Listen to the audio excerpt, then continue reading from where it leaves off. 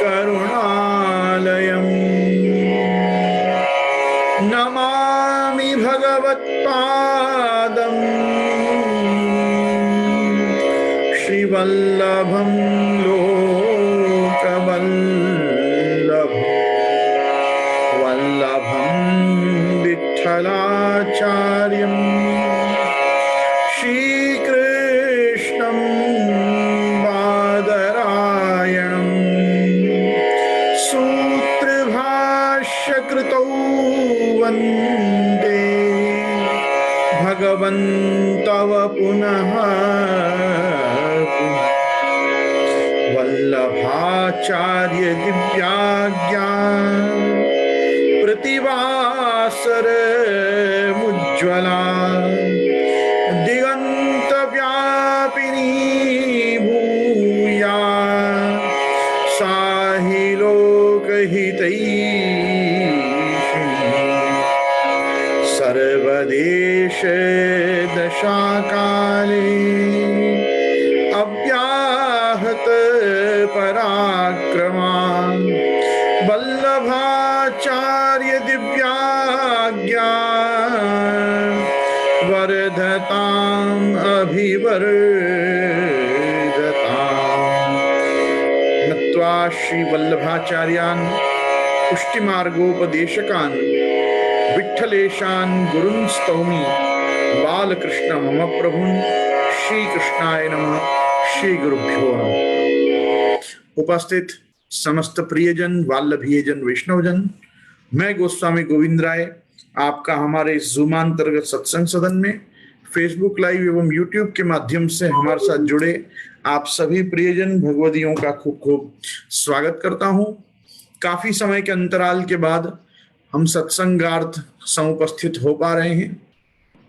आज से श्री ठाकुर जी में आगामी उत्सव गंगा दशहरा का प्रतिपदा से ये गंगा दशहरा बैठे। विशेष करके गंगा जी के पद आज से 10 दिन तक ठाकुर जी श्रवण करते हैं। जैसे नित्य श्री ठाकुर जी के जागने के समय श्री महाप्रभु जी के, श्री गुसाई जी के, श्री यमुना जी के, फिर जगाए हुए के कलेऊ के पद जिस प्रकार से होते हैं, वैसे यमुना जी के पदों के साथ इन 10 दिनों में हम अगर ध्यान से देखें हमारी कीर्तन पुस्तकों को, तो उनमें गंगा जी के भी पद प्राप्त होते हैं। और आज से गंगा दशहरा का प्रारंभ हुआ।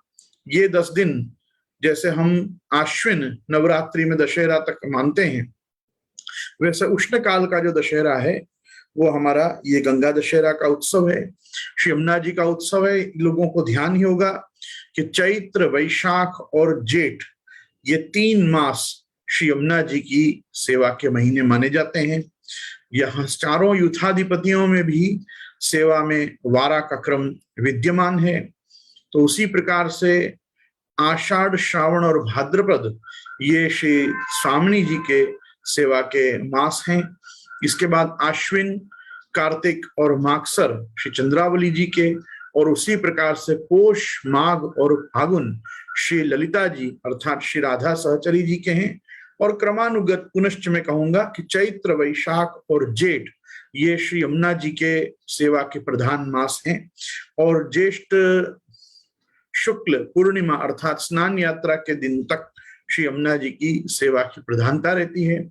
आपने देखा होगा चैत्र वध जैसे ही प्रारंभ होता है, ऐसे संवत्सर चैत्र सुद से लगता है, लेकिन चैत्र वध भी बैठने पर श्री ठाकुर जी डोलोत्सव आप स्वीकार करते हैं, जिनमें 4 उत्सव का अर्थात 4 भोग का क्रम है। 4 समय के दर्शन अधिक होते हैं। तो पहलो भोग, दूसरो भोग, तीसरो भोग, चौथो भोग, इस प्रकार से आप देखेंगे तो चैत्र वध प्रतिपदा पे ही डोल का उत्सव प्रायः माना जाता है। उत्तरा फाल्गुन नक्षत्र में उसके दूसरे दिन द्वितीया पाठ होती है। द्वितीया पाठ से ही हम देखते हैं कि फूल मंडली का प्रारंभ हो जाता है। फूल मंडली क्या है?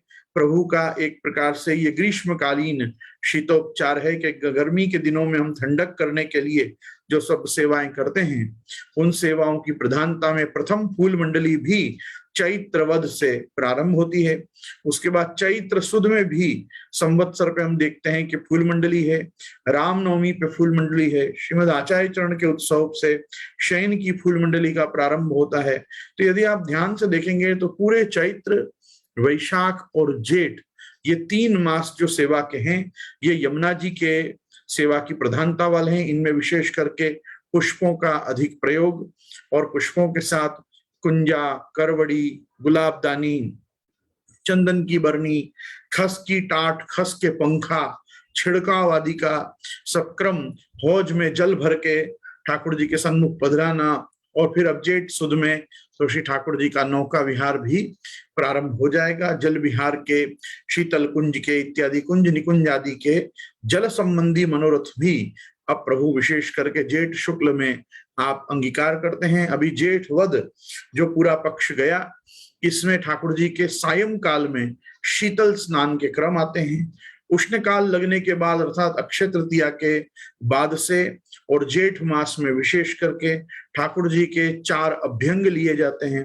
तो अगर कोई उत्सव न भी आ रहा हो तो भी ठाकुर जी के अभ्यंग स्नान अर्थात उपटन, चंदन और फुलेल आदि समर्प के जो प्रकार से अभ्यंग होता है, तो प्रभु का अभ्यंग स्नान होता है। जिस दिन प्रभु अभ्यंग स्नान करते हैं उस दिन ठाकुर जी के गोपी वल्लभ के भोग में अर्थात वैष्णवों के घर में श्रृंगार भोग में ठाकुर जी में वारा फरते, कभी शिखरण भात, कभी दही भात, कभी शिखरण भात और फिर दही भात, इस प्रकार से 4 प्रकार के अभ्यंग के दिन भी विशेष भोग आते हैं। जिनके शयन पर्यंत की सेवा हो उनके ठाकुर जी शयन में मीठी रोटी अर्थात जैसे हम पूरन पूड़ी करते हैं या पूरण भर के जैसे हम ठाकुर जी को तवा पूड़ी जैसी अरोगाते हैं, वैसे खांड की और विशेष करके बूरा भर के रोटी करने को मीठी रोटी का क्रम कहा जाता है। यद्यपि सामग्रियों के विषय में उल्लेख या किसी प्रकार का भी ऐसा स्पष्टीकरण सोशल मीडिया पे नहीं करना चाहिए, क्योंकि सामग्री भी सब जो है वो स्वरूपात्मक हैं। लेकिन विशेष करके अभी प्रासंगिक वार्ता निकली तो मुझे ऐसा मन हुआ कि मैं आपसे कहूं कि अभ्यंग 4 अवश्य लेने और अभ्यंग के भोग जरूर ठाकुर जी को उष्ण काल में धरने। कहने का मेरा तात्पर्य यह है कि इन दिनों में जैसे अभ्यंग का क्रम है, उसी प्रकार से सायं काल में जेठ वद में 2 बार कम से कम सायं काल में शीतल स्नान होते हैं। शीतल स्नान का क्रम इतना ही होता है कि जैसे प्रभु आप सुबह नहाते हैं, आपके स्नान का क्रम होता है प्रभु के, तो वो समय में जैसे हम कैसे केवल इस समय पे तो ठंडक मरा हुआ जल, बस जिसकी ठंडक मार दी गई हो, उष्ण जल से तो ऐसे भी अभी इतने उष्ण काल में स्नान प्रभु को नहीं कराते हैं, लेकिन सुबह गर्म करके ठंडा हुआ जो जल होता है जैसे उससे प्रभु स्नान करते हैं, वैसे ये शीतल स्नान के क्रम में तो प्रभु उतना गर्म जल भी नहीं होता है, बस सामान्य रूम टेम्परेचर पे जो जल हो, जिसमें करीबन 1-2-2.5 घंटा पहले से केवल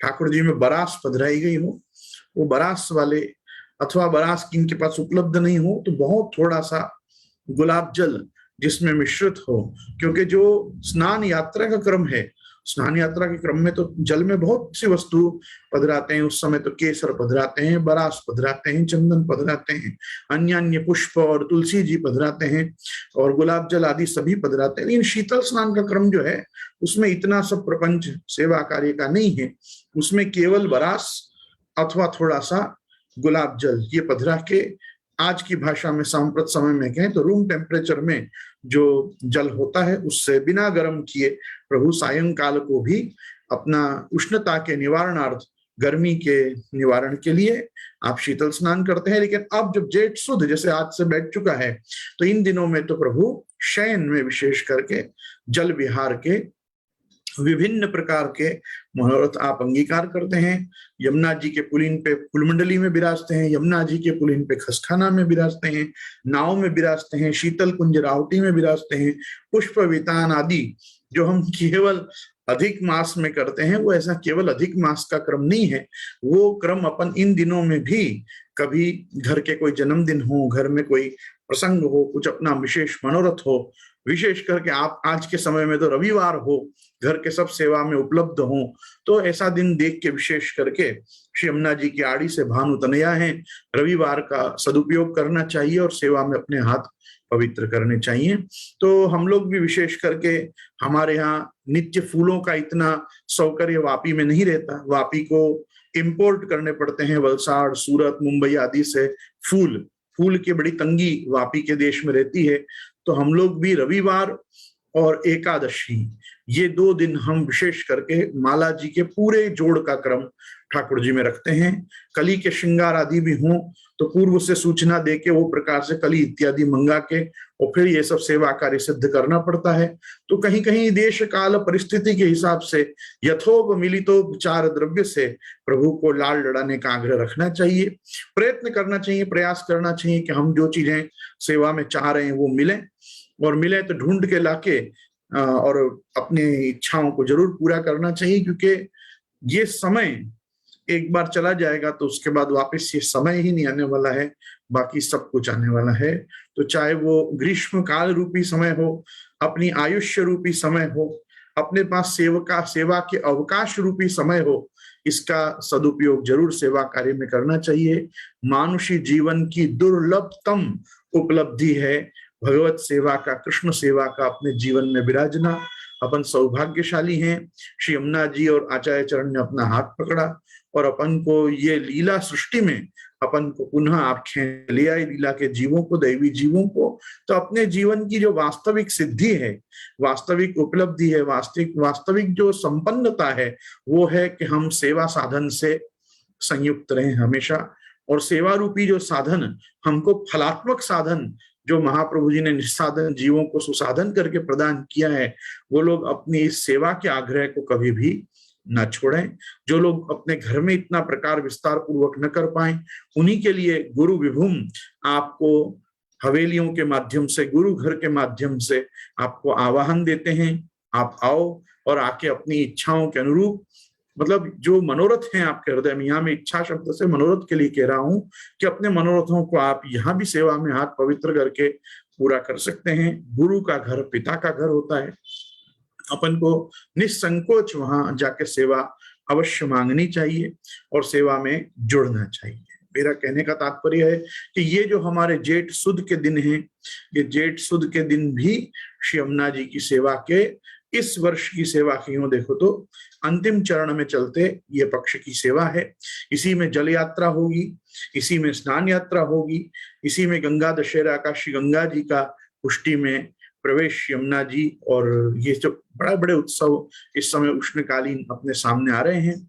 और जल यात्रा का भी जो अपने यहाँ क्रम है वो अति अद्भुत क्रम है। अपन को वास्तव में अपन श्री गोपी जन के ही कोई न कोई यूथ के हैं, इसकी अपने को फील देता है जब अपन स्नान यात्रा के लिए प्रभु के ये ज्येष्ठाभिषेकार्थ अपन जब जल संचय करने जाते हैं, कुंड पे जाते हैं, घाट पे जाते हैं, कुआ बावड़ी पे जाते हैं, तो अपने को इतना आनंद आता है कि देखो अब ठाकुर जी अपने हाथ से लाए हुए घड़ों में छाने हुए जल से प्रभु आप स्नान करेंगे और गजवत विहार लीला प्रभु की अपन स्नान यात्रा के रूप में देखेंगे। तो ये एक सेवा संबंधी पक्ष को भी हमको कथा में स्मरण करते रहना चाहिए, क्योंकि कथा का फल वास्तव में सेवा ही है। हम कितनी भी कथाएं सुने, कृष्ण कथा सुने, वल्लभ चरित्र सुने, श्री यमुना जी गिरिराज जी के चरित्र सुने, अष्ट सखाओं की लीला सुने, उनसे उन सब कथाओं के संस्मरणों में जो चीज हमको उपदेश रूप में मिलती है वो है भगवत सेवा। आज सौभाग्यशाली हैं वो वैष्णव जिनको श्री ठाकुर जी कोई न कोई रूप से अपनी सेवा का दान करते हुए भजनानंद प्रदान कर रहे हैं। सुबोधनी में श्री महाप्रभु जी रास पंचाध्यायी के प्रारंभ में ही ब्रह्मानंदा समुद्रत्य भजनानंद योजन आप आज्ञा करते हैं कि अब प्रभु ब्रह्मानंद में से उद्धार करके उठा के उन लोगों को भजनानंद का दान कैसे करते हैं अब वो सुनो। तो भजनानंद का दान कैसे किया, वो तो हरिर्हिर साध्यते भक्त्या प्रमाणम तत्र गोपी कहा। वो तो हमने गोपी जनों के चरित्र में देखा ही कि समस्त गोपी जनों को नंदालय की सेवा से लेकर वन विहार की सेवा पर्यंत और कुंज निकुंज निबिड़ निकुंज निवृत्त निकुंज तक की सेवा जो गोपी जनों को प्राप्त हुई है, अपन उन्हीं गोपी जनों के सब भाव वंशधर 252-84 वैष्णवों के भाव वंशधर, और हम समस्त वल्लभ कुल आचार्य बालक, हम सब वल्लभ कुल समुद्भूत श्री गुसाई जी के सब बालक। हमारा तो कार्य ही है कि हम लीला सृष्टि में सेवा के विषय में एक प्रकार की जागरूकता और सेवा का आग्रह लोगों में दृढ़ हो, उस प्रकार का उपदेश सदोपदेश भी हम करते रहें। इसलिए कथा के इन चरणों में जहां जहां हम कथा का आपको कोई भी प्रकार से श्रवण कराते हैं, कोई चीज बताते हैं, उसमें हम खास आग्रह पहले करते हैं कि हमारे कथा का फल क्या है वो हम कभी भी न भूलें। तव कथामृतम तप्त जीवन कवि विहीड़ितम कल्मषापहम। हम सब जानते हैं कि हमको तव कथामृतम क्या क्या फल देता है, लेकिन कथा भी हम फल की इच्छा से या फलाकांक्षी होकर नहीं करते। हम कथा भी इसीलिए श्रवण करते हैं कि हमारा सेवा के प्रति जो आग्रह है, सेवा के प्रति हमारी जो आदर भावना है, वो हमारी और बढ़े और दृढ़ हो, और जो सेवा हमको प्राप्त हो रही है उसको हम केवल हमारे जीवन का एक रूटीन न माने, जबकि हम उसको एक संपूर्ण आधार और आहार के रूप में लें कि इसी से हमको पोषण मिलता है। भगवान की सेवा से ही हमको पोषण मिलता है। आज जिनके जीवन में केवल झारी चरण स्पर्श का भी क्रम है, मैं कहता हूं वो भी परम तम सौभाग्यशाली। कम से कम ठाकुर जी के चरणारविंद का स्पर्श, श्री यमुना जी के स्वरूपात्मक झारी जी के द्वारा यमुना जी के संबंध से भगवत सेवा की प्राप्ति, किसी को भोग में हाथ लगाना मिल जाए, किसी को ठाकुर जी जगाने या पौड़ाने मिल जाए, किसी को माला जी सिद्ध करना मिल जाए, किसी को कुछ सामग्री बाहर से पधरा के लाके सिद्ध होती सामग्री में सौजन्य सौकर्य सहयोग में सहभाग मिल जाए, तो मैं मानता हूं वो भी फलात्मक ही है। एक पुष्टिमार्गीय वैष्णव की जो दृष्टि है, वो पुष्टिमार्गीय वैष्णव की दृष्टि सर्वदा सेवा परायण होनी चाहिए। आपको शाक भाजी लेने जाना शायद अच्छा ना लगे, लेकिन अगर आप अपनी दृष्टि में खाली इतना कर लो कि मैं मेरे ठाकुर जी की सामग्री ले आऊं, मैं ठाकुर जी की टोकरी ले आऊं, तो आपकी भाव दृष्टि पूरी बदल जाएगी। आपको घर वालों को शाक भाजी लाके देना शायद कंटा लाता हो, लेकिन अगर आप उसमें विचार करोगे कि प्रभु आरोगने वाले हैं, तो अपने आप ही वो सेवा कार्य बन जाए। और प्रभु आरोगने वाले हैं तो प्रभु के पीछे कौन लेने वाले हैं? वो भी प्रभु के ही जन हैं, वो भी प्रभु के ही जीव हैं। तो आपको प्रमाद ग्रह कार्य में भी नहीं है, क्योंकि ग्रह कार्य भी आपका आप अलौकिक रूप से देखने लग जाओगे। तो मैं तो यही कहना चाहूंगा कि पुष्टिमार्गीय वैष्णव जब तक प्रत्येक वस्तु में आध्यात्मिकता, आदिदैविकता और अलौकिकता से अपने आप को कनेक्ट नहीं करेंगे, तब तक केवल आधिभौतिक जगत की सुसंपन्नता उनको जीवन में आगे स्वारस्य नहीं दे पाएगी। जीवन को रसरूप बनाए रखना है तो जीवन में आध्यात्मिकता और आधिदैविकता परम आवश्यक है। भौतिक जीवन नित्य एक चैलेंज के साथ आता है, आदि भौतिकता हमको और दिन प्रतिदिन मटेरियलिस्टिक करती है और ऑब्जेक्टिव करती है। हमको सब्जेक्टिव होना है, हमको मटेरियलिस्टिक नहीं रहना है, हमको ट्रांसेंडेंटल प्लेटफॉर्म पर भी, स्पिरिचुअल प्लेटफॉर्म पर भी, रिलीजियस प्लेटफॉर्म पर भी आकर कुछ अपने जीवन के डायमेंशंस को देखना है कि हमारा जीवन कितना वास्तव में अध्यात्म से बना हुआ है। अध्यात्म से भरा हुआ भले ना हो, अध्यात्म से बना हुआ है।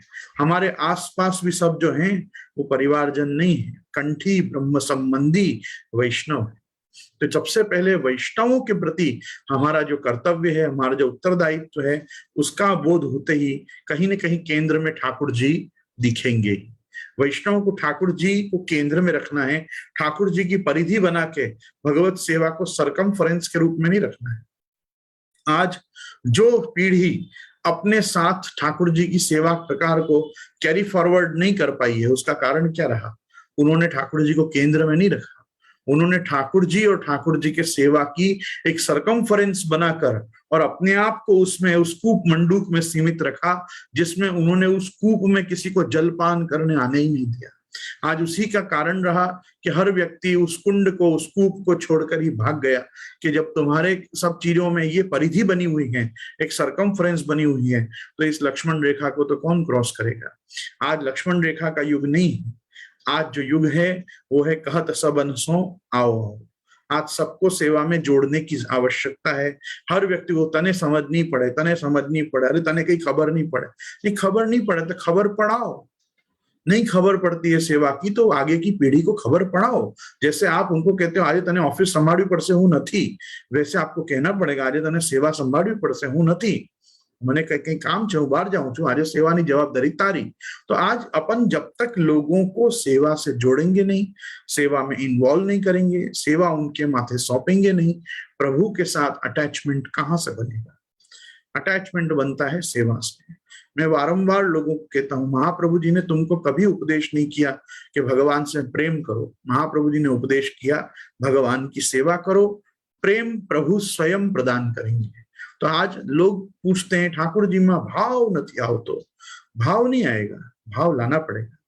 भाव लाने के लिए सेवा करनी पड़ेगी और सेवा के लिए सत्संग करना पड़ेगा, सत्संग के लिए सन्मार्ग पे चलना पड़ेगा और सुक्रिया हमारे जीवन में सत्कार्य और जिसको कहते हैं ना सुक्रिय होना पड़ेगा।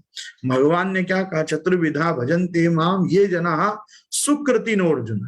हमको दुष्कृति नहीं होना है।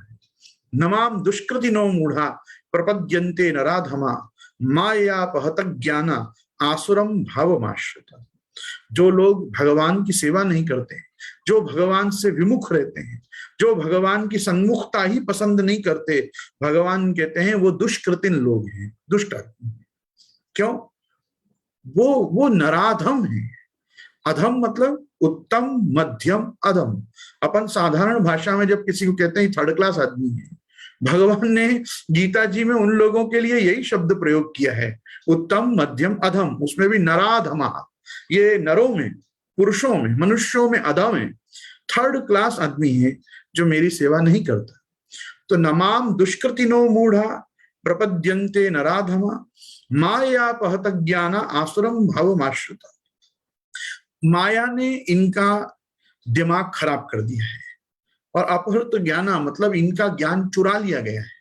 तो जो ज्ञान था कि मैं कौन, प्रभु कौन, मेरा धर्म क्या, मेरा कर्तव्य क्या, ये इन सब मूर्खों से भगवान ने ले लिया। और भगवान ने नहीं लिया, भगवान की माया ने इनकी ऐसी हालत कर दी कि अब ये केवल आसुरम भाव आश्रित है, ये आसुरीय भाव के आश्रित हो गए हैं, इनको भगवत भाव नहीं प्राप्त हो रहा है।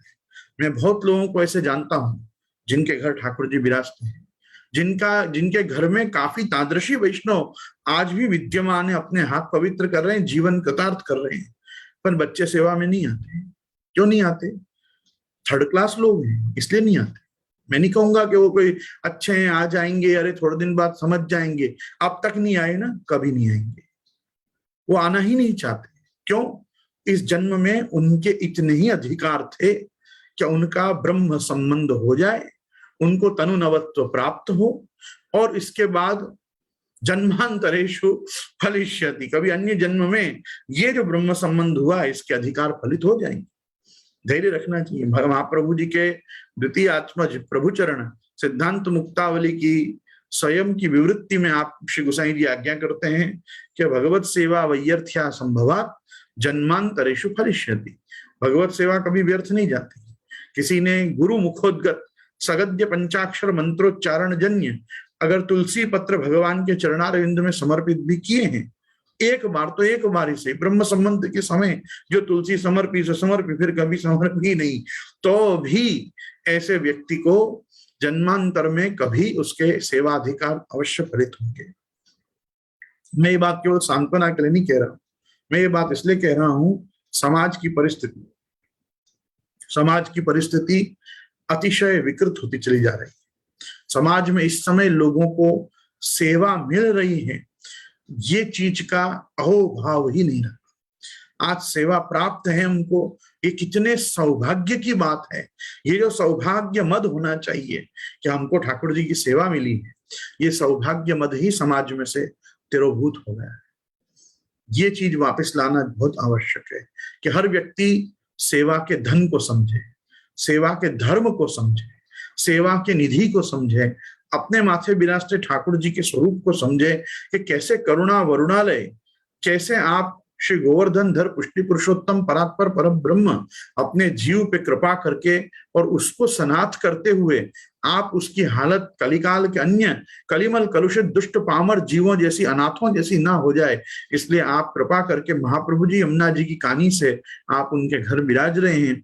इस बात का जिनको रियलाइजेशन नहीं है, वास्तव में अयम एवं महामोह इदम एवं प्रतारणम, ये तो एक विधि की, ये तो एक उनके प्रारब्ध की विडंबना मात्र ही है कि पुष्टिमार्गीय घर में, पुष्टिमार्गीय कुल में, पुष्टिमार्गीय वैष्णवों के बीच में बड़े होने के बावजूद भी सेवा का आकर्षण नहीं है, सेवा का आग्रह नहीं है, सेवा की समझ नहीं है, सेवा का भाव नहीं है, सेवा का सौभाग्य मद उनके अंदर नहीं आ पाया। तो मुझे कहीं कहीं लगता है कि अपने अपनी पात्रता और अधिकारिता तो है ही, पर कहीं शिक्षण, पोषण और सही प्रकार के पुष्टिमार्गीय वातावरण की उनको कहीं ना कहीं कमी रही है।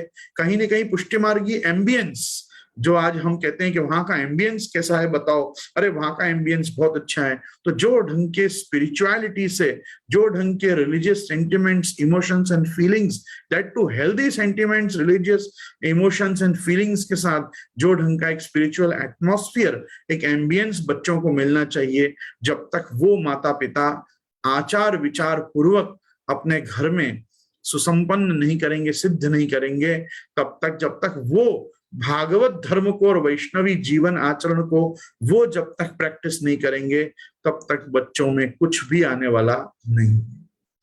मेरे यहाँ 2013 से बाल बोधनी पाठशाला चल रही है। अथक प्रयासों के साथ हमारे टीचर्स, मेरे बहू जी, ये सब मिलके बहुत प्रयास करते हैं बच्चों को बहुत सुंदर शिक्षण, पोषण, कथा वार्ता, भगवद लीला, स्तोत्र पाठ, कीर्तन, रसिया, धोड़पद सब बताते हैं, सब सिखाते हैं। बच्चे सीखते भी, बच्चे सीख के घर जाते भी हैं, लेकिन वो उनसे बांट नहीं पाते क्योंकि वहां वालों को सुनना ही नहीं होता है कि आज क्या सीख के आए पाठशाला में, क्या क्या आज पढ़ाया पाठशाला में। जैसे आज के माँ बाप के पास स्कूल में और ट्यूशन में क्या हुआ ये पूछने का भी समय नहीं है, सिर्फ इतना इंक्वायर करते हैं, ट्यूशन जाइए आए, वो गए हो तो आज ट्यूशन, क्या हो रहे हो, वो भी कब, एग्जाम वाले दिन, क्या भी रहे एग्जाम। अरे एग्जाम क्या भी रही, क्या हुआ, उसने पढ़ाई की कि नहीं की वही तुमको नहीं मालूम है, अब तुम बैठ के चढ़ोगे કેવું રિઝલ્ટ આવ્યું અને આટલો કર્યા પછી પણ તને કે માર્ક્સ કેમ નથી મળતા, ગ્રેડ કેમ નથી આવતા, परसेंटेज કેમ આટલા જ છે। बस वो जैसे एक डांट, वो जैसी एक चिंता एग्जामिनेशंस के काल में होती है ना, वैसी भी कभी पाठशाला के बच्चों को माता पिता बिठा के नहीं पूछते कि कई तो हमने बांट, कई तो हमने बताओ आज पाठशाला में शू करी आए। ये बहुत एक चिंता का विषय है। दूसरा, हम उसको बार बार पाठशाला में हाथ खासा कराते रहते हैं, मुंह में उंगली मत डाल, हाथ झूठन मत कर, हाथ झूठन हो जाए तो मुट्ठी बांध, सब प्रकार के आचार विचार पाठशाला सिखाती है। घर जाने के बाद माँ बाप खुद चाय पी के हाथ नहीं धोते, वो खुद अपने नाश्ता करके सूखा है तो खा के, पर भले सखड़ी हो, अनसखड़ी हो, बाहर का हो, घर का हो, कोई हाथ वाथ धोना नहीं, कुल्ला करना नहीं। इतना तक जहां पे भ्रष्टता, जो ढंग से उनके जीवन में एकदम पशुवत उनका जो आचरण घर में होता है, वो देख के बच्चे क्या सीखते हैं। आ बधु पाठशाला में करवानुं, जी जीवन में करवानुं नहीं, हाथ खासा करना, अच्छे रंग से रहना, पवित्र। अच्छा, आश्चर्य की बात क्या है, बातें लोग हाइजीन की करते हैं, बातें लोग बैक्टीरिया, वायरस, वायरल, इन सब की। तो इनका जो एक आध्यात्मिक केयर पार्ट है, अपरस, मेण मर्यादा, शिष्टाचार, वैष्णवी विवेक, आचार विचार में, ये सब आपको प्रोटेक्ट करता ही है ना, ऑटोमेटिकली प्रोटेक्ट करता है। बैक्टीरिया से करता है, वायरसेस से करता है, वायरल की चीजों से करता है, सब प्रकार से होता है। तो वहां वो ढंग से आप नहीं सोचोगे। आप क्या सोचोगे, आ बधु मंदिर में ध्यान रखवानुं, हवेली जाइए त्यारे ध्यान रखवानुं। हवेली में ध्यान रखने की बातों को आप हवेली तक ही रखोगे तो धर्म आपके जीवन में कैसे उतरे। ठीक है, मेरे हवेली के तो बैठने उठने की जगह आपके झूठे ऐठा ऐठे और झूठे से बच जाएंगे। आपका घर, आपका जीवन, वहां ठाकुर जी नहीं विराजते, वो घर घर नहीं है। ये सब चीजों पे आप थोड़ा विचार करोगे ना, तो सारी पाठशालाएं अपने उद्देश्य को पूरा करने में फेल हैं अगर वैष्णव माता पिता, वैष्णव पेरेंट्स उनको सपोर्ट नहीं करते हैं। पुष्टि मार्गीय माता पिताओं की बहुत बड़ी जवाबदारी है। देखो, अगर आज पाठशाला की टीचर को भी गुरु रूप में आचार्य मानो, तो भी वो तीसरे नंबर पे वेदों में आता है। पहला मातृदेवो भव, दूसरा पितृदेवो भव, तीसरा आचार्य देवो। गुरु, आचार्य, आपके टीचर्स, आपके प्रीचर्स आपको क्या सिखा पाएंगे? आपको जो बता रहे हैं ना, उसको फॉलो करने के लिए फंडामेंटल ढंग से आपकी फैमिली रेडी होनी चाहिए। और अगर फैमिली वैष्णवी जीवन में आचार विचार व्यवहार वर्तन को लेके रेडी नहीं है, तो कोई भी पाठशालाएं अपने उद्देश्य में सफल नहीं होने वाली। चेंज घर से ही लाना पड़ेगा। चेंज वैष्णव बच्चों के माता पिता को खुद में ही लाना पड़ेगा। खुद के जीवन जीने की पैटर्न्स को थोड़ा पुष्टि मार्गी बनाना पड़ेगा। आज हम यहाँ बच्चों को जब महाप्रसाद लिवाते हैं तो एक हाथ से भोजन करना सिखाते हैं, और आज भी पुष्टि मार्गी वैष्णव अपने घर में 2 हाथ से रोटी तोड़ के डुबो के एक हाथ से खाते हैं। आप क्यों खाते हैं? आप पशु हो क्या? क्यों डाबे हाथ से खाते हो? आप ऐसा करो ही मत, आपका बच्चा सीखेगा ही नहीं। बच्चा को क्या लगता है, हवेली में जाके राइट हैंड से खाने का। बाकी हम अगर उनका बस चले तो दोनों पैरों से भी खाने लग जाए, क्योंकि वो आपको जो ढंग से करता देखते हैं वो सीखते हैं। मेरे कहने का तात्पर्य इतना ही है, आप उनको मजबूर मत करिए कि वो अपने पैरों से खाएं, क्योंकि आपको डाबे हाथ से पकड़ के रोटी तोड़ते देख के उनके संस्कारों में यही बैठता है कि आट लो तो चाले, डाबा हाथी। जबकि हमारे यहाँ डाबा हाथ से जल पीते थे, क्योंकि लोटी को, कलश को वरुण के स्वरूप मान के कभी उसको जूठा नहीं करते थे। आज भी नहीं करते। लोटी से कभी कोई जूठा करके जल नहीं पीता। जल पीने का ही विवेक भारतीय सभ्यता और भारतीय संस्कृति में ऊंचे से जल पीने का ही विवेक रहा है।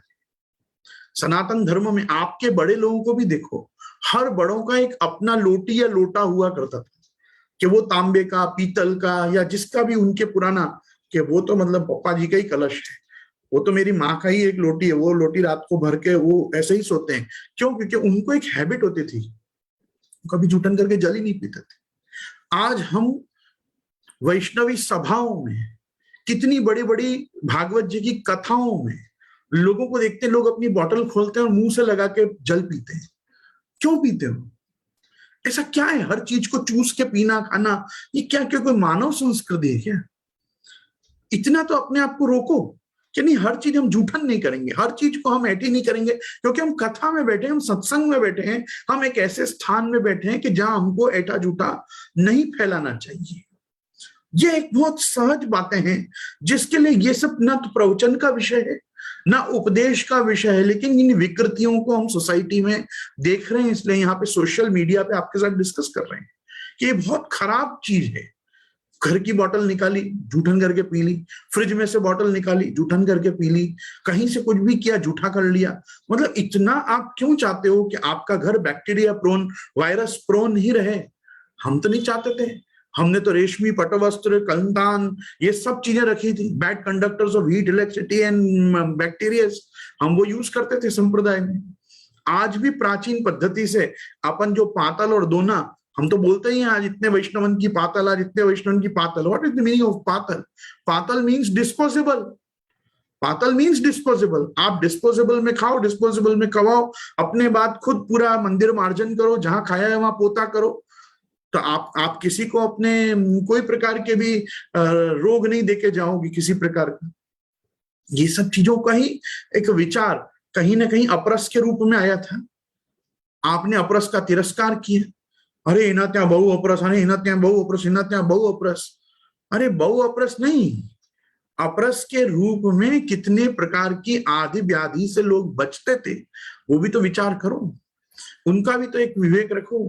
तो मेरे कहने का तात्पर्य है कि बाल बोधनी पाठशाला आज जहां जहां चल रही है, सौभाग्य से टीचर्स बहुत अच्छा कार्य कर रहे हैं, बच्चे उनसे भी अच्छा कार्य कर रहे हैं, लेकिन टीचर्स के और बच्चों के कार्य का जो पूतना हो रहा है ना, वो पूतना उनके घर जाने पर हो रहा है। और घर जाने के बाद जो उसको माता पिता उसको उतने एक्टिवली ले नहीं रहे उन संस्कारों को, मुझे कभी कभी ऐसा लगता है कि ये बाल बोधनी पाठशाला नहीं होके थोड़ी प्रौढ़ बोधनी पाठशाला के रूप में चलती तो शायद बड़ों का पहले कल्याण होता तो बच्चों का भी होता। देखो मैं आपको एक चीज बताता हूँ, मैं लोगों से हमेशा कहता हूं कि हर अनपढ़ माँ बाप चाहते हैं हमारा बच्चा पढ़े, विशेषकर पढ़े लिखे माँ बाप तो चाहते ही हैं, लेकिन ज्यादातर आप देखो कि समाज में कि जो माता पिता अच्छा पढ़ाई नहीं कर पाए, अपनी जीवन जरूरतों को पूरी करने के पीछे, रोटी कपड़ा मकान के पीछे जो लोग अच्छा नहीं पढ़ पाए, वो हर माता पिता की कामना भावना रहती है मेरा बच्चा अच्छा पढ़े, आगे बढ़े। वो आगे बढ़ने के तो फिर बहुत से अर्थ हैं, पर कम से कम पढ़े। तो माता पिता जो पुष्टिमार्गीय वैष्णव, पुष्टिमार्गीय कुल में समुद्भूत ये जितने भी लोग हैं जो पुष्टि मार्ग को पढ़ नहीं पाए, पुष्टि मार्ग को जी नहीं पाए, पुष्टि मार्गीय ढंग से रह नहीं पाए, ये ऐसी कामना क्यों नहीं करते हमारा बच्चा पुष्टि मार्गीय पाठशाला में जाए, हमारा बच्चा पुष्टि मार्गीय फंडामेंटल जो टेनेट्स हैं, डॉक्ट्रिन्स हैं, जो रूल्स रेगुलेशंस हैं, उनको समझे, उनको पढ़े और जिए और हमको भी जीवाए। जैसे व्यक्ति सोचता है मेरा बच्चा अच्छा पढ़ लेगा तो अच्छा नौकरी करेगा, अच्छा बिजनेस करेगा, अच्छा कमाएगा तो वो हमको भी सुख देगा, पैसों के रूप में सुख देगा, प्रतिष्ठा के रूप में सुख देगा, एक पारिवारिक प्रेम के रूप में सुख देगा। तो उसी प्रकार से बच्चा अगर अच्छा पुष्टि मार्गी बनेगा, अच्छा वैष्णव बनेगा, अच्छा मानव बनेगा तो हमारे जीवन में मानव मूल्य संरक्षित रहेंगे, वो हमको भी तरीके से बाद में पोषण देगा, हमारा रक्षण करेगा और हमको साधेगा, क्योंकि वो एक अच्छा मानव, अच्छा वैष्णव, अच्छा पुष्टि मार्गी बनेगा, क्योंकि वो पुष्टि मार्ग को पढ़ेगा और फिर पुष्टि मार्ग को अगर वो जी लेगा तो बहुत ही अच्छी बात। ये अच्छी बातों के प्रति कोऑपरेशन, फैमिली का जुड़ना बहुत जरूरी है।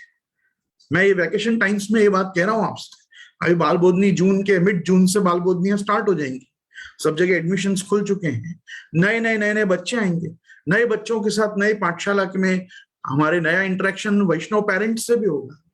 मैं उपस्थित फेसबुक, यूट्यूब, मेरे जूम सभा, इनमें जितने भी पुष्टिमार्गीय वैष्णव पेरेंट्स विद्यमान हैं, मैं हाथ जोड़ के आपसे प्रार्थना करता हूं, हमारे टीचर्स और हमारी पूरी टीम ऑफ बाल बोधनी एडमिनिस्ट्रेटिव विंग से लेके और वर्किंग टीम तक जितने भी लोग इससे जुड़े हुए हैं, इनको इतना कोऑपरेट कीजिए कि आपका बच्चा जो पाठशाला में सीख के आता है उसको आप पूछिए 10 मिनट निकाल के, आज पाठशाला में क्या क्या सीखा। मैं निश्चित मानता हूं आप भी 4 बात नहीं जानोगे, जो आप अपने धर्म, अपने संप्रदाय की नहीं जान पाए हैं आज तक, वो आप लोग जानोगे और जानने के बाद आप अगर जीना शुरू हो गए तो उसका बल उसको मिलेगा कि देखो मैं जो 4 चीज अच्छी सीखता हूं ना, वो ट्रांसफॉर्मेशन घर में दिखता है। आप अच्छे जैसे जैसे अपने जीवन में अपने आप को एलिवेट करते चले जाते हैं, 2 BHK से 3 BHK, 3 BHK से 4 BHK, 4 BHK से फार्म हाउस से आइलैंड ले लेते हैं जाके कहीं, वैसा कुछ इधर भी तो करिए, इस तरफ भी तो करिए। हर चीज मटेरियलिस्टिक वर्ल्ड में आप कर रहे हैं और कुछ ट्रांसेंडेंटल वर्ल्ड में, कुछ स्पिरिचुअल वर्ल्ड में भी अपनी लाइफस्टाइल को एनहांस करिए। आप अपनी लाइफस्टाइल को एनहांस करिए और लाइफस्टाइल को और स्पिरिचुअल करने का प्रयास कीजिए। मैं तो समझता हूं जिनके बच्चे काफी बड़े बड़े हो चुके होते हैं वो तो ऑलरेडी अपने 40s, मिड 40s या 50s में आ चुके होते हैं, अब भी कब तक भोग विलास और विलासिता में अपनी इंद्रियों के संतुष्टिकरण में लगे रहेंगे, ये अपने आप से पूछिए, अपने आप को बताइए। नहीं, हो गया जो बचपना जीवन में होना था कर लिया, अब कम से कम प्रौढ़ वयस्क ढंग से हम विचार करें कि धर्म बुद्धि के साथ हमको अब जीवन कैसे जीना है। धर्म जगत में जब हमने पदार्पण किया है तो धर्म जगत की डिमांड्स क्या क्या है, धर्म जगत हमसे कहाँ कहाँ एक बदलाव मांग रहा है। जब तक पुष्टि मार्गीय वैष्णव वो ढंग के बदलाव के लिए तैयार नहीं होंगे, खुद अपने घर से, अपने परिवार से, न हवेलियों का माहौल सुधरेगा, न पुष्टि मार्गीय बैठकों का माहौल सुधरेगा, न बड़े बड़े निधि स्वरूपों के बड़े बड़े मंदिरों का, और न ही तीर्थों का माहौल सुधरेगा। फिर तो आप उन्हीं तीर्थों में भी अधनंगे बरमूडा और स्लीवलेस पहनकर ही घूमते नजर आएंगे, क्योंकि वैष्णवी आचरण आपके जीवन में नहीं आएगा तो तीर्थ बुद्धि भी नहीं आएगी, गुरु घर के प्रति गुरु बुद्धि भी नहीं आएगी, हवेली के प्रति भगवान मंदिर का भाव भी नहीं आएगा। अपने घर विरासते ठाकुर जी में जो आचार विचार विवेक और वर्तन पूरे परिवार का होना चाहिए, वो बदलाव भी नहीं आएगा। तो आपको वो बदलाव लाना है, धर्म मार्ग पे आना नहीं है, धर्म मार्ग पे चलना है। धर्म मार्ग में तो हम हैं, धर्म मार्ग में तो हम पैदा हुए हैं, धर्म मार्ग में तो हम दीक्षित शिक्षित विकसित हुए हैं। अब हम क्या कर रहे हैं, हम इस मार्ग पे चल नहीं रहे हैं, हमको चलना शुरू करना है। और आपके बहुत सौभाग्य है कि आपके बच्चे पाठशाला जा पा रहे हैं, आपके बच्चे अपने पुष्टि मार्गीय संस्कार संस्कृति के संबंध से अपने आप को कनेक्ट कर पा रहे हैं। और वो कनेक्शन जो उनको मिल रहा है ना, उसको आप घर आने के बाद डिस्कनेक्ट अगर नहीं करेंगे तो उनको और एनर्जी मिलेगी। तो मेरा सिर्फ आज कितना ही कहना है। मैं तो निज वार्ता गुरु वार्ता करने बैठा था, लेकिन कुछ ज्यादा ही घरु वार्ता में भी महाप्रभु जी घरु वार्ता नहीं होके वैष्णव की घरु वार्ता अपने बीच में चालू हो गई। लेकिन मैं काफी दिनों से ये चीज का चिंतन कर रहा हूं, और इस चिंतन में मैंने यही जाना है कि नहीं, बहुत हो गया रबिश, बहुत हो गया न्यूसेंस, बहुत हो गया सांप्रदायिक नॉनसेंस। हमको अब संप्रदाय में ट्रांसफॉर्मेशन लाना है, एक रेवोल्यूशन, एक रेनेसेंस हमको क्रिएट करना है। और वो क्रिएशन का आधार जो है, वो प्लेटफॉर्म जो है, वो अपना खुद का घर ही है। क्योंकि बीज दाढ़ प्रकारस्तु ग्रहे स्थित्वा स्वधर्मतः, महाप्रभु जी का सबसे अलौकिक और दिव्य सिद्धांत ये है कि आपका धर्म, आपका स्वधर्म आपके घर से शुरू होता है। अगर पुष्टि मार्गीय घर, पुष्टि मार्गीय परंपराओं को जीवंत ज्वलंत रूप से जीने को तैयार नहीं है, तो फिर पुष्टि मार्ग का विकास कहीं भी हो सकता नहीं है। तो हम अनागार धर्म नहीं है, हम सन्यासियों का लंगोट लगा के भगवा कपड़ा में घूमने वालों का मार्ग नहीं है। हम संसार में जो रहकर और सांसारिक अनुकूलताओं को भगवत सेवार्थ क्रिएट करके भगवत सेवा में अपनी सांसारिक जागतिक वस्तुओं को जो नित्य समर्पण करने के लिए निवेदन करने के तैयार वर्ग जो है, हम उन वर्गों से बना हुआ ये संप्रदाय है। हमको निवेद भी समर्प्यैव सर्वम कुर्यादिति स्थिति और तस्मादादौ सर्व कार्य सर्व वस्तु समर्पणम, ये सब सिद्धांतों को नहीं भूलना है। हमको जानकारी रखनी है कि हमको षोडश ग्रंथ बार बार कहता है चेतस्तत् प्रवणम सेवा, चेतस्तत् प्रवणम सेवा। चित्त वृत्तियों का प्रवण जब तक भगवत सेवा में नहीं होगा, और उसके दो ही माध्यम है, तत्सिद्ध्यै तनु वित्तजा, तनुजा और वित्तजा। आपका तन और आपका धन जब तक ठाकुर जी में नहीं लगेगा, तब तक मन कभी भी ठाकुर जी में आने वाला नहीं है। तन और धन को लगाएंगे, आप कितना भी प्रयास करें मन आपका कहीं और जाए, मन वहां आ ही जाएगा, क्योंकि वहां तन और धन लगेगा।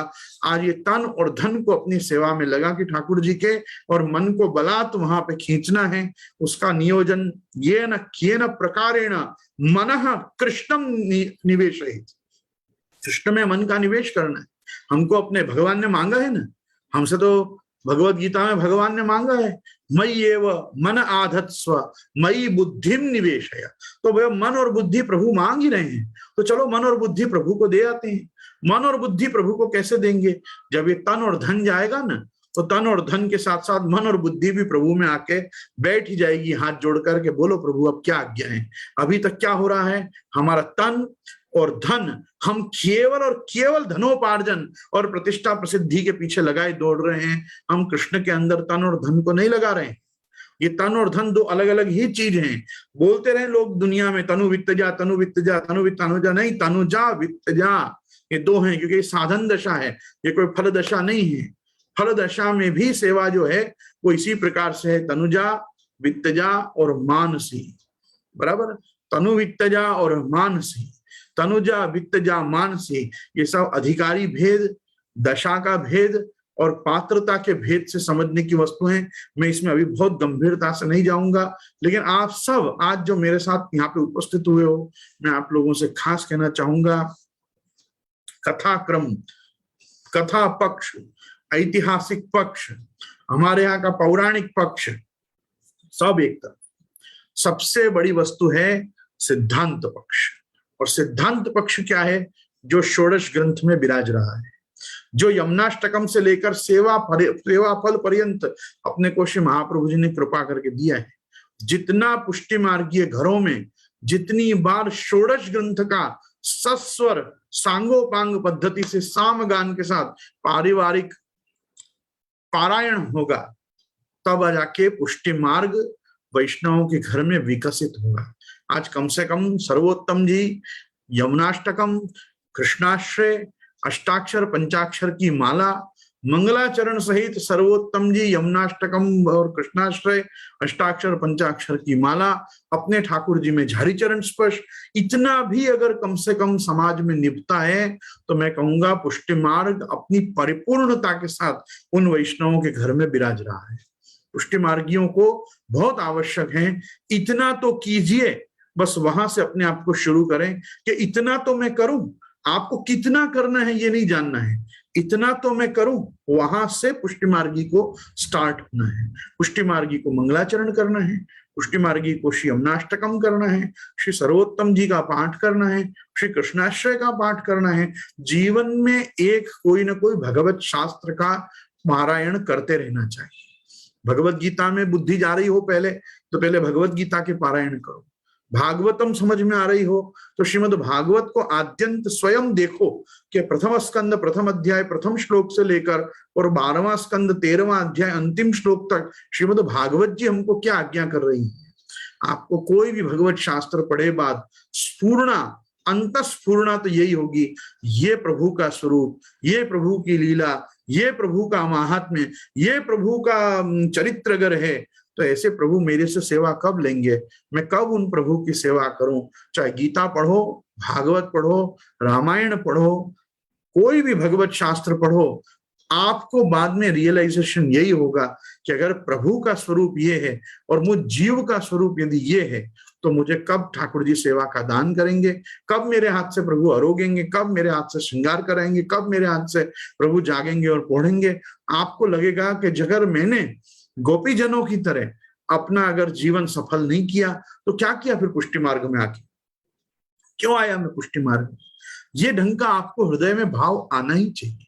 ये आता ही हर व्यक्ति को आता है, जिसके जीवन में षोडश ग्रंथ आ जाते हैं, जिसके जीवन में नाम रूप गुण आ जाते हैं, जिसके जीवन में नाम रत्नाख्य यमुनाष्टकम आदि सब जब आ जाते हैं तो उसके जीवन में धीरे धीरे भाव यही आता है कि अब मैं भी सेवा करूंगा, मैं भी ठाकुर जी पधराऊंगा, मैं ठाकुर जी विराज रहे तो अब ठाकुर जी पुष्टाऊंगा, अगर पुष्ट ठाकुर जी विराज रहे तो अब मैं आज्ञा लूंगा कि कुछ बड़े उत्सव पे तो सकड़ी धरने की आज्ञा, मेरे कुछ दिन बड़े बड़े जो भी जन्मदिन आदि आवे मेरे घर में तो अनसकड़ी की आज्ञा। ऐसे करके धीरे धीरे आपके हृदय में खुद भाव आएगा। आप रोज झाड़ी भरते हो उष्ण काल में तो होगा मैं कुंजा ले आऊं, ठाकुर जी को माटी के कुंजा भी धरूं।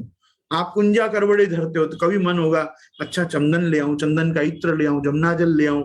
आपके हृदय में अपने आप ठाकुर जी प्रेरणा करेंगे, ना किसी से पूछना पड़ेगा, ना किसी की कुछ जानना पड़ेगा कि केम कराए शू कराए क्या कराए, अरे आपको खुद ठाकुर जी बताएंगे।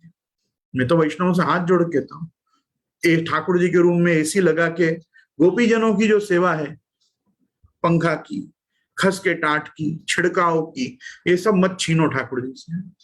आपने घर में एसी लगा दिया, आपको खुद को सब अखरेगा, अरे आटलू ठंडू तो થાય છે પછી આ બધું કરવાની શું જરૂરત છે, કોઈ શું જરૂરત છે, તમને જરૂરત નથી, આ ગોપીજનોની જરૂરત છે, તમને જરૂરત નથી પણ આ ઠાकुरજીની જરૂરત છે। કેમ કે એસી કોઈની કાની કોઈની આડીથી નથી આવ્યું ઘરમાં, કાનીને આડીથી શું આવશે, પંખા આવશે, ખેંચમાં પંખા આવશે, ખસના પંખા આવશે, ખસની ટાટ આવશે, ફૂલ મંડલી આવશે। एक एयर कंडीशनड रूम में बैठने से ज्यादा प्रसन्नता प्रभु को एक खस के बंगला में विराजने से होती है, एक फूल मंडली में विराजने से होती है। एक बस जमुना जी का थाल सन्मुख आ जाता है, वहां प्रभु पूरी दोपहर विराजे रहते हैं, तो प्रभु को यही होता है मैं यमुना जी के पुलीन पे बैठा हुआ। अपन को प्रभु के अनुरूप वस्तु प्रभु को देनी है, वो सेवा है।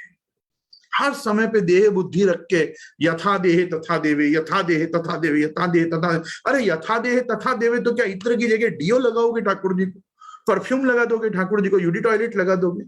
नहीं लगाओगे ना। आप आंवला और चंदन से ही अभ्यंग करने वाले हो। आप कभी शैम्पू और साबुन लेके घुस जाओगे सेवा में कि आज मैं शैम्पू कर दूं प्रभु को, आज मैं साबुन लगा दूं, क्या सुपर फाइन साबुन आया है, अरे ये बात गए। ऐसा नहीं, यथा देहे तथा देवे हर जगह एप्लीकेबल नहीं है।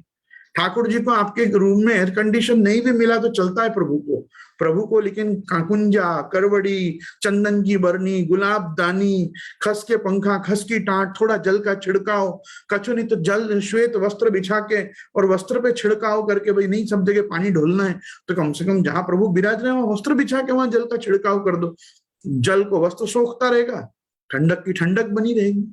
तो ये सब अपने तो विचार करना है कि क्या क्या सेवा में होता है, क्या क्या सेवा में हो सकता है, क्या क्या सेवा में हमको करना चाहिए। सेवा की समझ तो आपके सेव्य स्वयं आपको प्रदान करेंगे। गुरु घर की प्रणालिकाएं सेवा की इतनी व्यवस्थित बनी हुई हैं, प्रणालिकाओं को रिफर करते रहोगे अपने आप पता चलता रहेगा, अरे ये भी आवे, ये भी आवे, ये भी आवे। वैष्णवों को हमेशा कंफ्यूजन होता है, अरे इतना सब लिखा रहता है प्रणालिका में, कहाँ कर सकते हैं।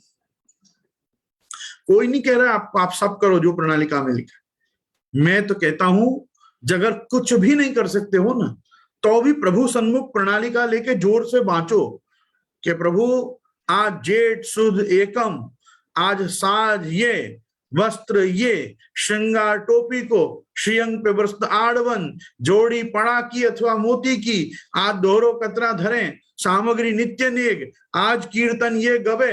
अरे कुछ नहीं तो कम से कम प्रणालिका पढ़ के प्रभु को सुनाओ, प्रभु आपके आज के सेवा क्रम में क्रम तो इतना सारा है, ये जीव से जो बन पाएगा जरूर करूंगा, पर इतना सब आज आप अंगीकार करते हो, आज लीला में आपके ये क्रम है, सेवा भावना में आज आपके ये क्रम है। सामग्री आप बना बना के नहीं धर सकते, पर नाम तो प्रभु में ले सकते हो ना। आज प्रभु लुचई अरोगे, आज प्रभु तुतई अरोगे, आज श्रीखंड को डबरा आवे, आज ये आवे, आज वो आवे, चार चीज बोलो, कम से कम प्रभु को होगा हाँ ये कर नहीं पा रहे हो अभी, पन या की भावना है मुकुधरवे की। अपनी स्थिति क्या हो गई है, न करो न बोलो कुछ बोलो भी मत प्रभु सामने, उनका मन हो जाएगा तो, अरे मन हो जाएगा तो वो पूर्ण काम यदुपति है, वो आप तक काम पूर्ण काम है, वो आत्माराम प्रभु है, उनको कुछ चाहिए नहीं, वो देखना चाहते हैं तुम्हारी करने की कुछ इच्छा है कि नहीं, तुम कुछ करना चाह भी रहे हो कि सिर्फ बोलते हो पौ भाव मुझ तो परम भगवती जीव। तो परम भगवती जीव कुछ करना चाहता भी है भगवान के लिए कि नहीं, ये परम पुरुष जानना चाहता है आपसे, तो ये आपको जनाना है। प्रभु के क्रम बहुत है आज, पर यहाँ में से मैं वस्त्र धरा सकूं, यहाँ में से हाँ मैं जोड़ी ये धरा सकूं, हाँ मैं ये एक सामग्री सिद्ध करके आपको रो गा सकूं, हाँ इतने सब तो मैं कीर्तन नहीं गा सकूं, पर हाँ ये 2 पद आज नियम के हैं, ये 2 पद में आपको सुना सकूं, उतना करो ना, उतना करो, आपको बहुत ठाकुर जी के आशीर्वाद प्राप्त होंगे, श्रीमद आचार्य चरण के यमुना जी के आशीर्वाद प्राप्त होंगे, आपके गुरु के आशीर्वाद आपको प्राप्त होंगे कि आपने कम से कम जो हो सकता था वो किया, और जो नहीं हो सकता था उसका ताप क्लेश अनुभव किया कि ये मुझसे नहीं हो पा रहा है, ये मुझसे नहीं हो रहा है। इतने घमंडी लोग सेवा में बैठे हुए हैं आज के युग में कि कोई ताप क्लेश को अवकाश नहीं है जीवन में। हमसे ये नहीं हो पा रहा है, ये भी नहीं निकलता है मुंह से, करते तो कुछ भी नहीं है, पर नहीं हो पा रहा है उसका कोई दुख भी नहीं है जीवन में। तो ताप क्लेश को मार्ग है ना, या हंसी खेल को मार्ग नहीं, ये तो ताप क्लेश को मार्ग है। तो ताप क्लेश कैसे करोगे, पंखा और एसी बंद करके गर्म रूम में बैठे बैठे थोड़े ताप और उसका क्लेश करते रहोगे, अजय लाइट नहीं, अजय पंखो नहीं, अजय एसी नहीं, वो ताप क्लेश भोगना है क्या, वो दैहिक है। ये तो आत्मीय होना चाहिए, आत्मीय ताप क्लेश होना चाहिए कि हमसे कुछ नहीं हो पा रहा है, और हो पा रहा है तो फिर उसमें काम चोरी भी नहीं चाहिए, जितना हो पा रहा है उतना करो। कौन कह रहा है आपको कि आप 41 फूल मंडली करो, एक तो करो, आप नियम के दिन तो चुनो, ये बड़े बड़े उत्सव हैं, ये उत्सव पे मैं ये करूं। वैष्णवों को घर में फूल भी नहीं मिलते, मैं तो खुद वापी वाला हूं, मैं तो खुद रो रहा हूँ, फूलों का बड़ा हमको तंगी रहती, फूल नहीं मिलते जल्दी से, मिलते हैं तो आसमानी भाव पे फूल मिलते हैं, ऐसा लगता है ये आकाश कुसुम ही है, ये सीधे टूट के आकाश से ही बरस रहे हैं हमारे ऊपर। तो हम क्या करते हैं भाई, हम दिन चूज कर लेते हैं, चुन लेते हैं बड़ी बड़ी प्रणालिकाओं में से निकाल निकाल के, भाई ये दिन प्रधान है, आज भाई ये रोहिणी तपेगी, आज विशिष्ट गर्मी का दिन है, आज ये दिन है, आज वो दिन है, भाई आज अपन खास ये करेंगे। चुन लो, जो हो सके सेवा में करो, जो कर रहे हो उसका आनंद मानो, जो नहीं कर पा रहे हो उसका ताप क्लेश विप्रयोग अनुभव करो कि प्रभु कब ये सौकर्य मेरे जीवन में होगा कि मैं जमुना जी का थाल तो रख सकते हो, सब फुहारा नहीं लगा सकते तो क्या हुआ, अब तो छोटे छोटे इलेक्ट्रॉनिक फुहारा भी मिलते हैं, इलेक्ट्रॉनिक फुहारा लाके प्रभु में लगाओ। कौन कह रहा है घर की टाइलिंग उखाड़ के पाइपलाइन डलवा के आप अपने घर में चेंजेस करो, आप एक्सटर्नल फुहारा की व्यवस्था करो, जो हो सकता है वो हमको करना चाहिए, करने से हमको मुंह चुराना नहीं चाहिए। जो लोग सेवा में आ सकें, अभिरुचि रखते हो, उनके पास अवकाश हो, वास्तव में उनको अपने घर के बड़ों को कहना चाहिए कल मैं सेवा में आ सकता हूँ, कल मैं इतना समय हूं, बोलो अपन को कुछ करना है, मैं फूल माला बना दूं, मैं कल कुछ फूल मंडली सजा दूं, मैं कुछ सामग्री में मदद करूं, बाहर से कुछ सामग्री ले आऊं, इत्यादि इत्यादि चीजों से सेवा से जुड़ सकते हो, सेवा से अपने आप को जोड़ सकते हो, सेवा से अपने आप को कनेक्ट कर सकते हो और सेवा का आनंद पारिवारिक स्तर पे मान सकते हो।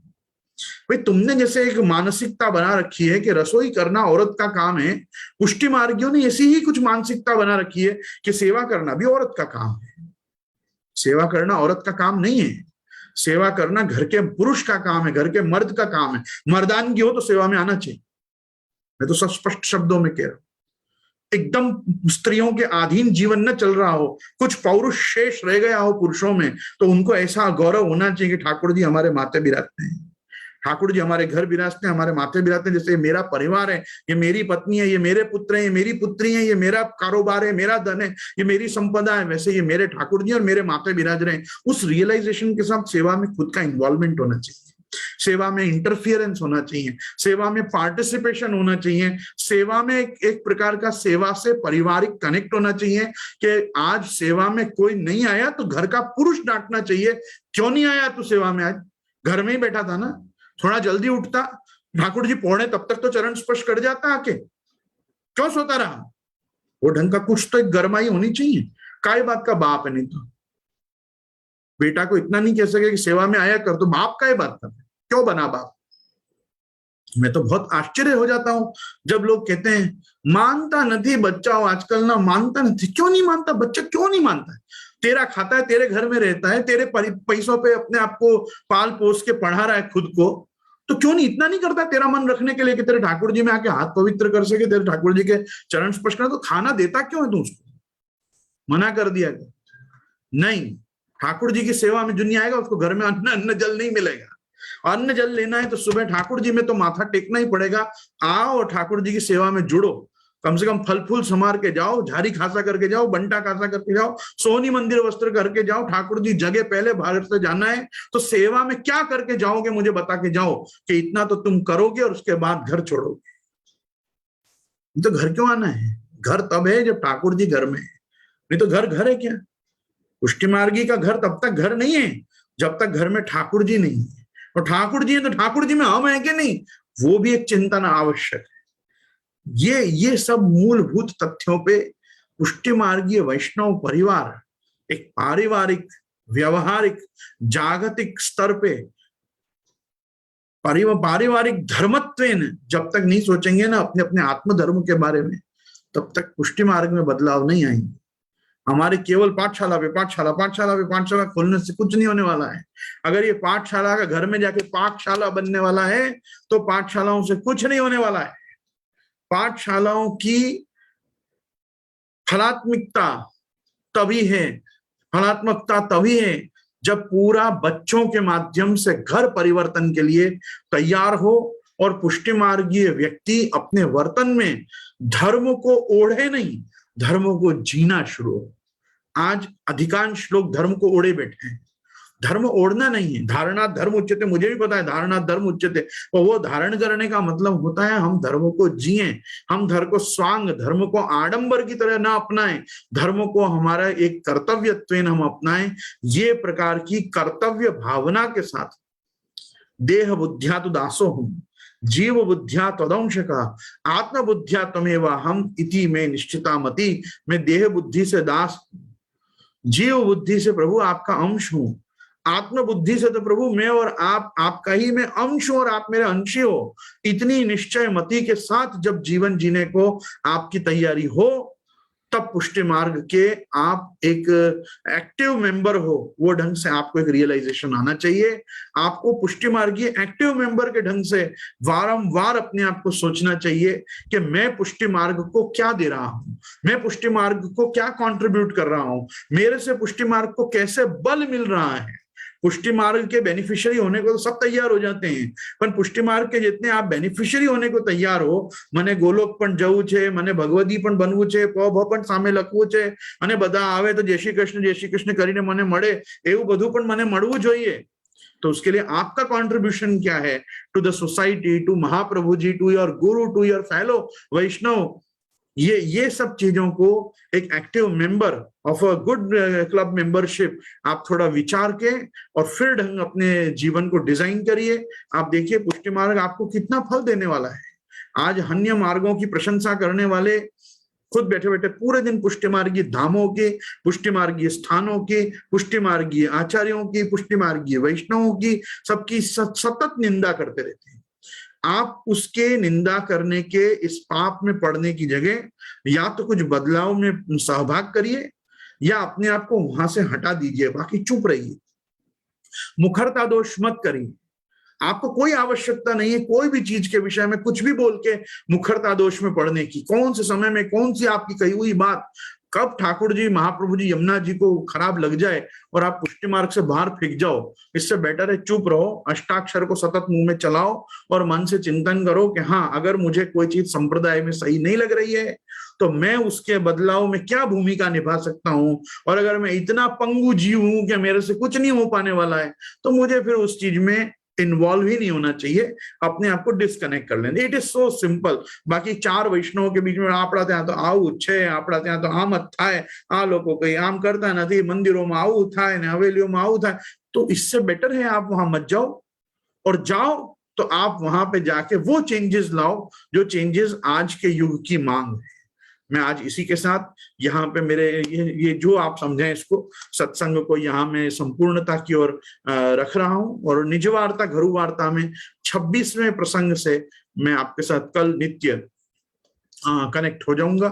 और मैं खास आग्रह करूंगा कि जो लोग भी हमारे साथ जुड़े हुए हैं वो लोग भी 9 बजे शार्प हमारे को कनेक्ट कर लें, ताकि हम ज्यादा से ज्यादा समय कल से थोड़ा कथा को दे सकें।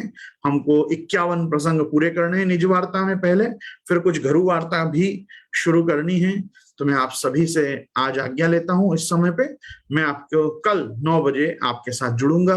श्री गोवर्धन नाथ की जय, श्याम सुंदर श्री हमने महारानी की जय, श्री वल्लभाधीश की जय, श्री गुसाई जी परम दयाल की जय, आज के आनंद की जय।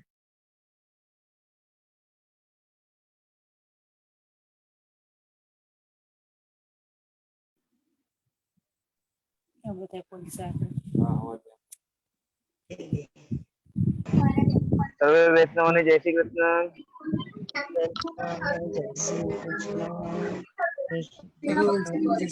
जय श्री कृष्ण, जय श्री कृष्ण, जय श्री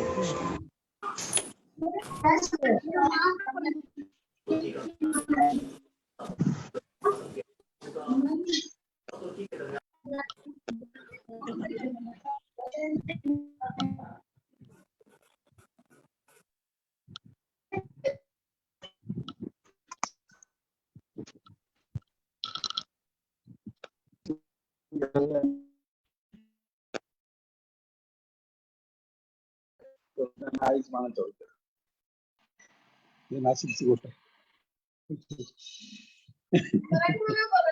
बोले वो